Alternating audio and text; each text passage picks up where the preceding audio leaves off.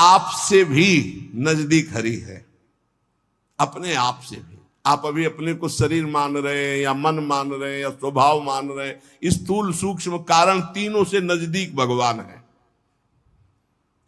अति समीप, और इतने दूर हैं कि जन्म जन्म लग जाएंगे खोजते हुए, मिलना बहुत कठिन है। क्यों? क्योंकि बाहर खोजने से नहीं मिलेंगे, अंदर डूबने से मिलते हैं।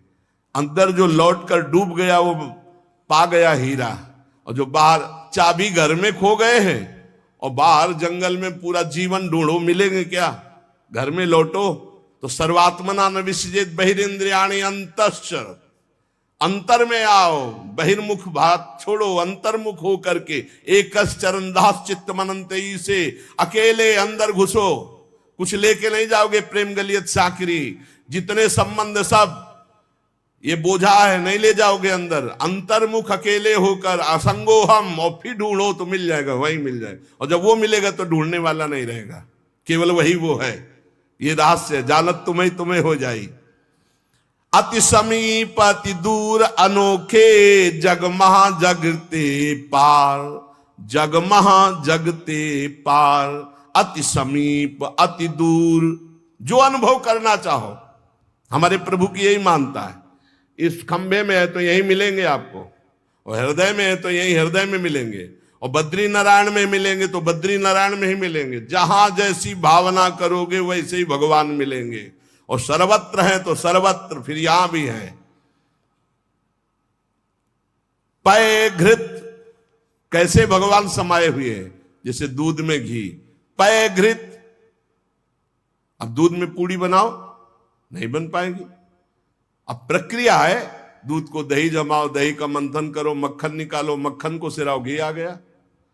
ऐसे ही गुरु प्रदत्त साधना के बिना यह दृष्टि नहीं प्राप्त हो सकती। सर्वत्र श्री भगवान है। भगवान कैसे समाये हुए? पय घृत, दूध में घी के समान। पावक काष्ठ, जैसे अग्नि और लकड़ी। लकड़ी में कहीं अग्नि है लेकिन घर्षण करो, अरण्य मंथन उसी को तो कहते हैं। लकड़ी के घर्षण से अग्नि पैदा हो जाती है। बोले बीज महा तरु, जैसे बीज में वृक्ष समाया हुआ है।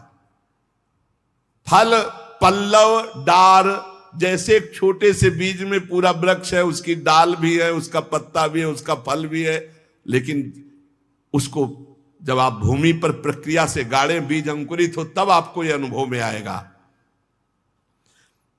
तिमि हरि व्यापक अखिल विश्व महा आनंद पूर्ण अपार। आनंद समुद्र भगवान ही सब रूपों में व्याप्त है। यही विधि एक बार निरखत जो भव बारिधि होए पार। एक बार यह दृष्टि आ जाए कि सर्वत्र भगवान है, वो भव समुद्र से पार हो गया। पर इस दृष्टि में बड़ा धैर्य की जरूरत है, क्योंकि जहां आपकी दृष्टि हुई तहां माया अपना रंग शुरू कर देगी।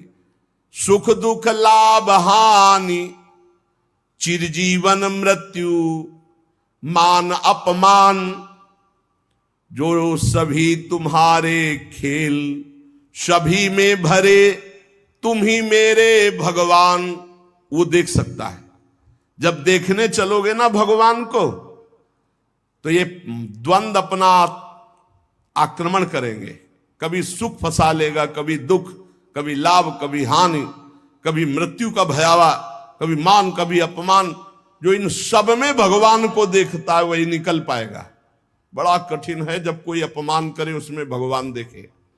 बड़ा कठिन है जब कोई मारने आवे, कोई कहे आओ भगवान मार दे आके। ऐसा बड़ा कठिन है। कोई हमें गाली दे, हानि करे, तिरस्कार करे, हम उसमें भगवान देखें, लेकिन है भगवान। बहुत कठिन है। भगवान एक ऐसी स्थिति दे तभी होता है, नहीं तो ऐसे। अब नामदेव जी ने जब कुत्ते में भगवान को देख लिया, भूत में भगवान को देख लिया, तो एक भगवान से सख्य भाव से बात करने लगे। एक दिन कहा, विठ्ठल भगवान, पांडुरंगा, आपकी कृपा से अब मैं सब में आपको पहचान लेता हूं। भगवान ने कहा सही। बोले आप किसी भी रूप में छुपो, अब हम आपको पहचान लेंगे। भगवान मुस्कुरा दे। बातचीत करते थे भगवान।